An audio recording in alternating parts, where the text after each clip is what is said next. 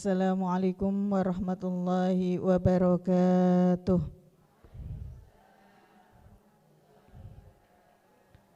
A'udzu billahi minasy syaithanir rajim. Bismillahirrahmanirrahim. May yahdillahu fahuwal muhtadi wa may yudlil fa ulaika humul khasirun.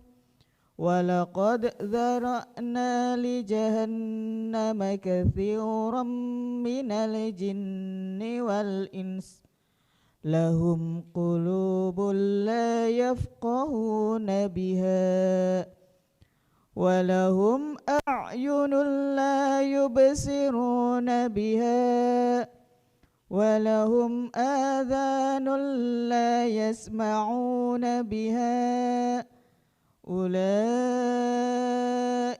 kal an'ami bal hum adall ulaika humul ghafilun. Sadaqallahul azim. Bismillahirrahmanirrahim. Assalamualaikum warahmatullahi wabarakatuh.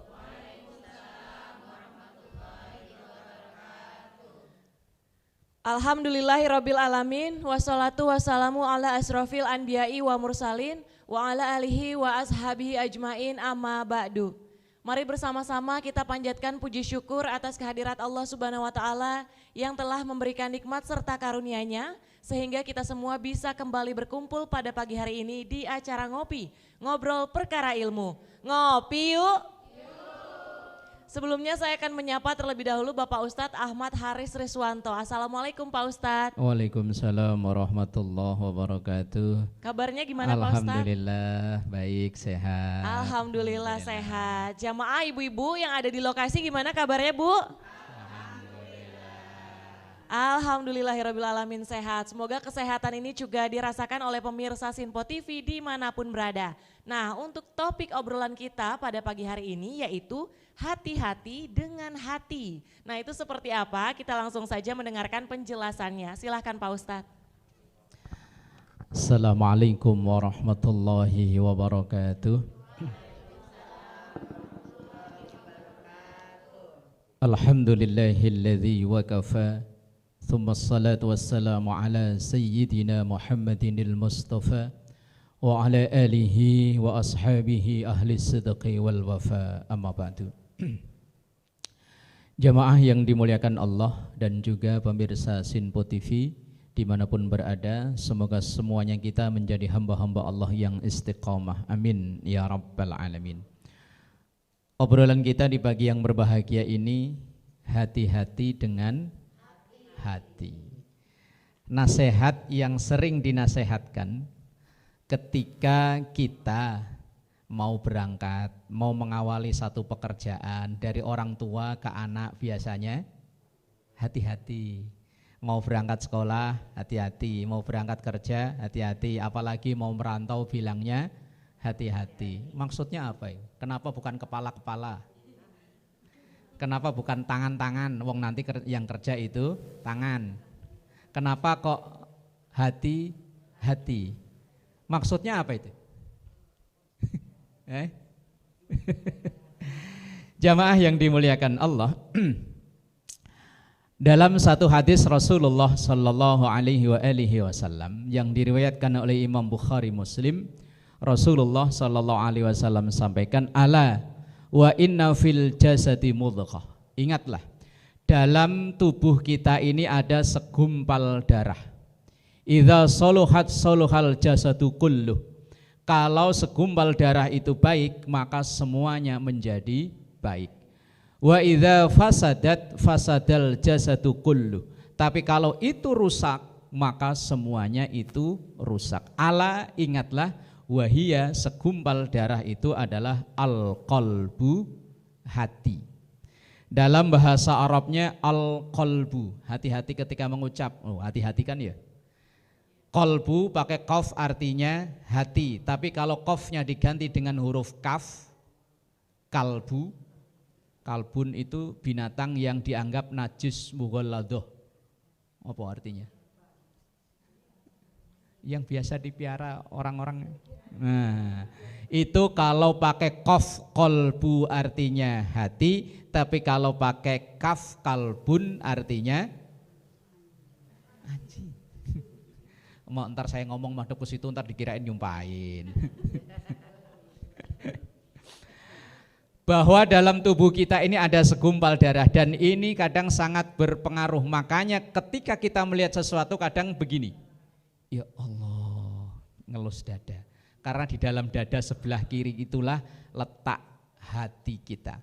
Ini kalau baik maka akan berpengaruh dengan perilaku kita menjadi baik. Tapi kalau ini rusak maka akan berpengaruh dalam hati ini juga menjadi rusak.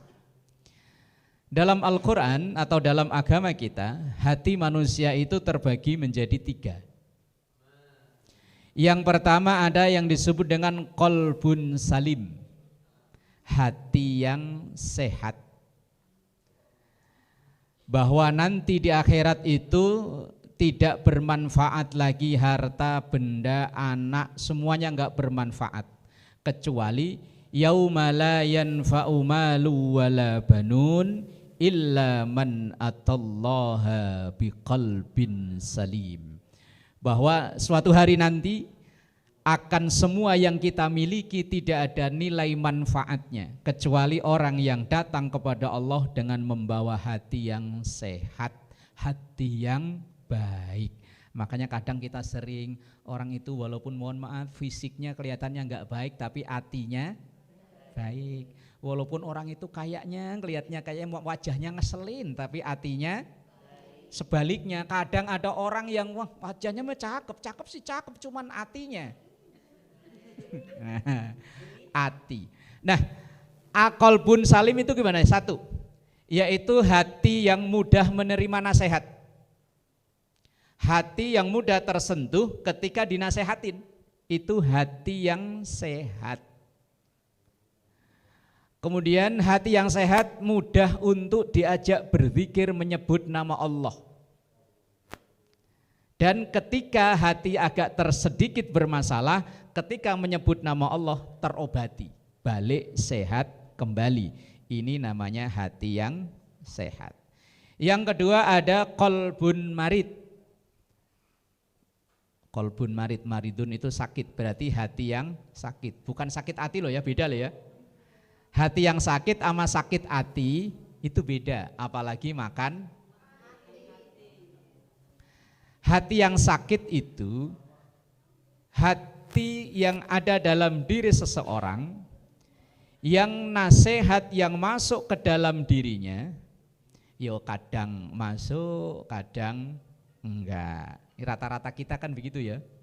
Nasihat diomongin orang itu kadang ya kita terima, kadang ya enggak. Ini namanya qalbun marid. Bahwa dalam Al-Quran itu ada ayat fi qulubihim maradun fazadahumullahu marada. Orang-orang munafik itu dalam hatinya ada penyakit. Dengan kemunafikannya itu fazadahumullahu marada, justru akan ditambah terus penyakitnya, makin jauh dari Allah. Insya Allah hati yang ketiga kita bahas di segmen berikutnya. Wallahu a'lam bishawab. Terima kasih Pak Ustadz. Usai jeda kita akan buka juga untuk sesi tanya jawab. Tetap di Ngopi Yuk.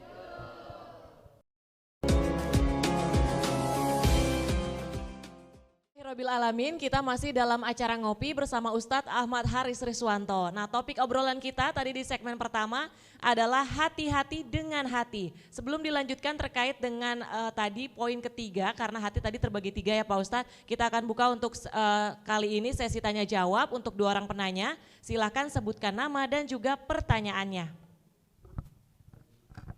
Bismillahirrahmanirrahim. Assalamualaikum warahmatullahi wabarakatuh.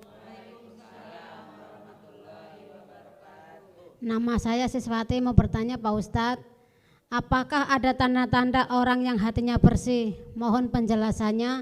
Wassalamualaikum warahmatullahi wabarakatuh.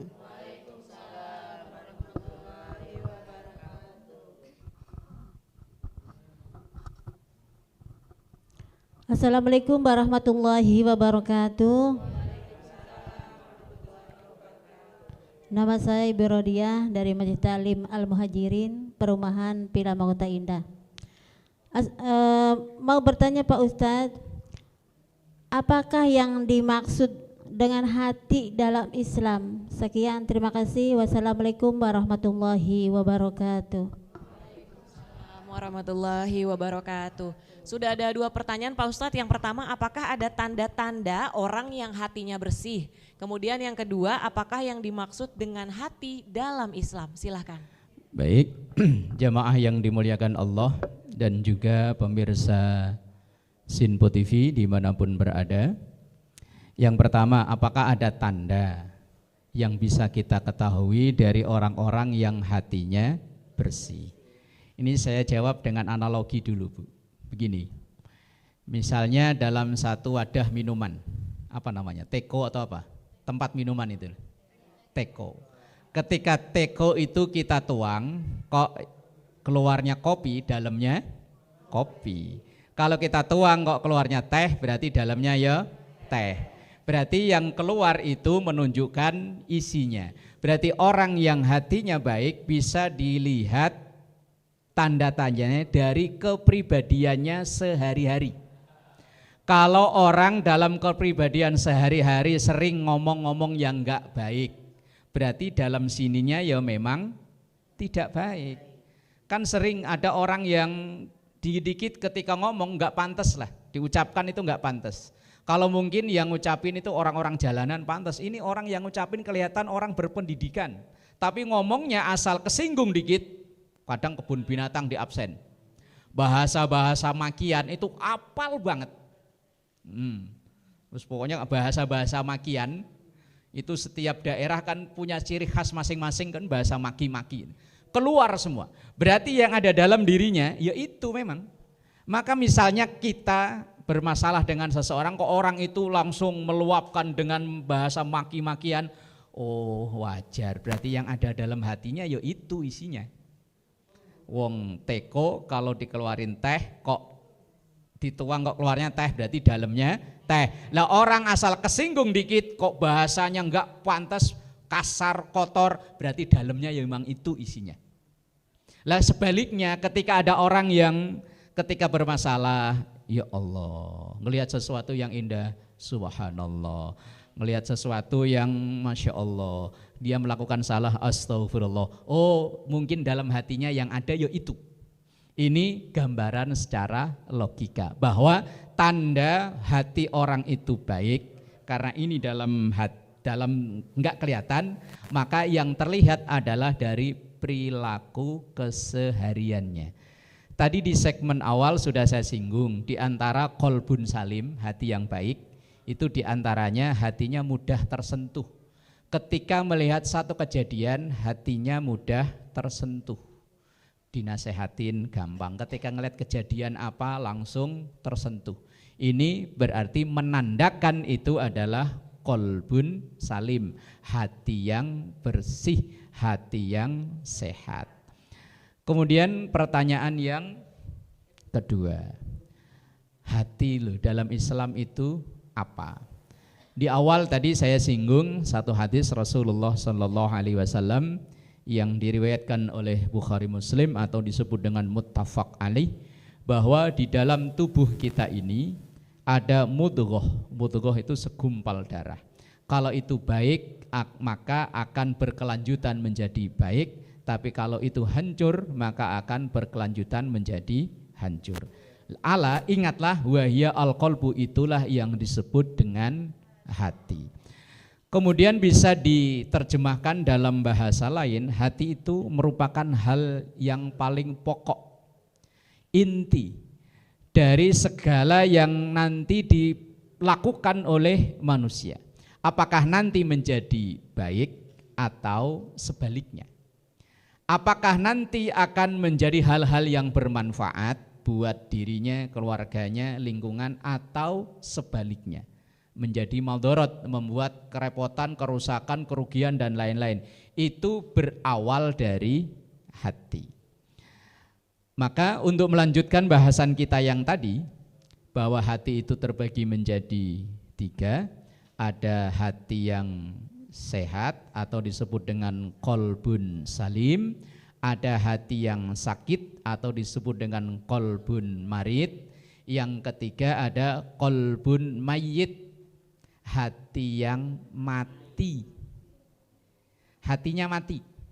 Dan ini sering loh, ketika orang melakukan hal-hal yang di luar batas kemanusiaan, orang menyebutnya dasar enggak punya hati. Kita ngelihat ya, kadang di media sosial itu berita-berita yang perilaku itu lebih sadis daripada orang jahiliyah. Kalau orang jahiliyah dulu perilakunya mengubur anak wanita anak perempuan yang baru lahir. Lah sekarang perilakunya kadang lebih sadis dari itu. Ketika kita melihat TV, segalak-galaknya macan nggak pernah makan anaknya. Kadang di TV ada bapak makan anak, ada guru makan murid, ada majikan makan pembantu. Kadang orang kita yang berkomentar, ya Allah kayak nggak punya hati. Punya, hatinya punya, tapi sudah mati, udah nggak berfungsi. Orang-orang yang dalam Al-Quran pun dikatakan ketika matanya sudah tidak bisa digunakan untuk melihat, bukan berarti tidak bisa melihat begini, bukan. Tidak bisa mendengar artinya udah nggak bisa melihat kenyataan, nggak bisa mendengar nasihat, maka hatinya orang itu disebut dengan mati. Bahkan perilakunya bisa lebih sadis dari binatang. Balhum adallun kalau bahasa Qur'annya, bahkan lebih sadis, lebih kejam daripada binatang. Itu orang yang dalam tanda kutip tadi loh, hatinya sudah mati. Lah lalu bagaimana caranya agar hati kita ini jangan sampai mati? Orangnya masih hidup masalahnya. Jangan sampai orangnya masih hidup tapi hatinya mati. Biar orangnya masih hidup tapi kalau hatinya mati udah nggak kayak orang lagi udah. Nah, kadang yo hati kalau masuk di level yang kedua masih mending lah. Sakit masih bisa diobati. Ya syukur-syukur kita ini punya hati qalbun salim.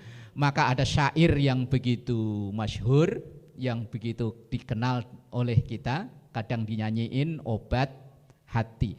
Yang namanya obat itu berarti kan untuk yang sakit. Lah rata-rata hati kita ini kadang yo sakit. Wong seringnya yo sakit. Kadang orang lain yang terima enak, kita yang sakit hati loh. Padahal nggak ngerugiin kita, nggak minta ongkos ke kita, loh kita kok sakit.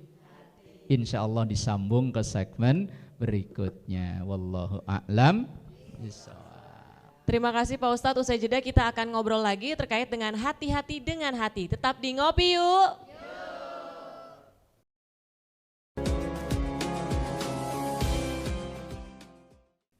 Pemirsa Sinpo TV dimanapun berada, kita masih dalam acara Ngopi, ngobrol perkara ilmu. Ngopi yuk.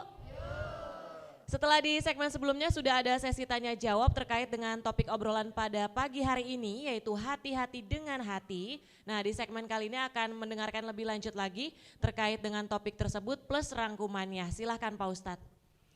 Baik, jamaah yang dimuliakan Allah dan juga pemirsa Sinpo TV dimanapun berada, semoga keberkahan Allah selalu untuk kita semua, amin ya rabbal alamin. Bahwa kita umat manusia ini dibekali dengan hati, berawal dari hati inilah apakah perilaku kita menjadi baik atau sebaliknya. Tadi di segmen berikutnya bahwa hati manusia itu dikelompokkan menjadi 3, ada hati yang sehat. Lah inilah yang nanti begitu ia mengakhiri kontrak hidupnya, hatinya sehat, langsung masuk ke surganya Allah. Cuman yang kedua ada qalbun marid, hati yang sakit. Kalau sampai meninggal hatinya masih sakit, belum terobati, dalam tanda kutip bukan sakit hati loh ya ini, jangan dimaknai sakit hati. Sampai meninggal kok belum ini, yo nanti ada kalanya ia akan ngicip mampir ke neraka, Begitu hatinya sudah bersih, baru dipindah ke surga. Tapi orang yang hatinya mati sampai meninggal, hatinya belum dihidupkan, ya wes, begitu innalillah selesai langsung tanpa hisab plung neraka. Lah kita ini rata-rata sebagai orang awam, orang-orang biasa ya berada di posisi kedua. Hati itu kadang ya sakit. Sakit hati yang di sini dimaksud adalah hati kita ini terkadang yang satu tidak ridho dengan apa yang dikaruniakan oleh Allah kepada kita, maka timbul sakit hati. Wong kadang kita mohon maaf sama-sama dulu mengawali dari kampung halaman bareng berdua, kerja di tempat yang bareng berdua. Begitu setelah sekian tahun lah kok dia dari sisi ekonomi lebih sukses daripada kita, kadang sakit, itu namanya enggak ridho. Yang kedua, sakit hati itu kadang timbul karena kurangnya syukur. Kayaknya enak itu selalu di orang lain, enggak ada di dirinya. Maka sering kita dengar orang ngobrol, ibu sih enak. Lah saya, itu obrolan orang yang hatinya penyakitan. Maka obatnya dengan syukur. Yang selanjutnya sering-seringlah kita bergaul dengan orang baik. Dan selanjutnya ala bidzikrillahi tatmainnul qulub. Banyak-banyak menyebut nama Allah, berzikir menyebut nama Allah, ini untuk mensehatkan hati kita yang terkadang penyakit. Penyakit bisa karena kurang syukur, bisa penyakit karena enggak nerima, enggak qanaah, enggak ridho dengan karunia dari Allah Subhanahu wa ta'ala. Maka dalam kesempatan-kesempatan tertentu perbanyaklah berzikir menyebut nama Allah, entah dengan alhamdulillah, dengan subhanallah, dengan astaghfirullah dan lain sebagainya. Ini dalam rangka untuk ngobati hati kita. Di selain syair yang sering kita dengar, obat hati itu 5. Jadi zikir jangan sampai kita lewatkan sebagai seorang muslim, insya Allah. Begitu hati kita yang orang awam ini sakit kemudian terobati dengan zikir, insya Allah kok akhir hayat kita masih disehatkan hatinya, maka akan datang kepada Allah dalam keadaan hati yang bersih, surganya Allah akan kita peroleh. Amin ya rabbal alamin. Wallahu a'lam bishawab. Terima kasih Pak Ustadz, semua berawal dari hati, jadi hati-hati dengan hati. Semoga kita bisa mengambil hikmah dari ngopi kita pada pagi hari ini. Jangan lupa untuk terus saksikan ngopi pada pukul 5 subuh hanya di Sinpo TV. Saya Tiara Dianti pamit mewakili kerabat kerja yang bertugas mengucapkan terima kasih. Wassalamualaikum warahmatullahi wabarakatuh. Nastaghfirullahaladzim laqal ma'bud ya dzal jalali wal ikram. Bismillahirrahmanirrahim. Alhamdulillahi rabbil alamin. Allahumma salli ala sayyidina Muhammad wa ala ali sayyidina Muhammad. Allahumma inna nas'alukal huda wat tuqa wal afafa wal ghina. Wa sallallahu ala sayyidina Muhammad wa ala alihi wa sahbihi wa sallam. Walhamdulillahi rabbil alamin. Wassalamu alaikum warahmatullahi wabarakatuh. Sallallahu ala Muhammad sallallahu alaihi wasallam. Sallallahu ala Muhammad